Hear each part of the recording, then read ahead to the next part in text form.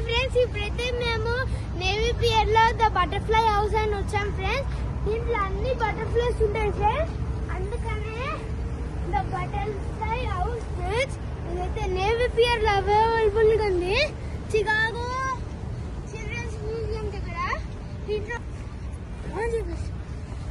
ఇప్పుడైతే దీంట్లో ఈ సీజన్ కి క్లోజ్ ఎంట్రన్స్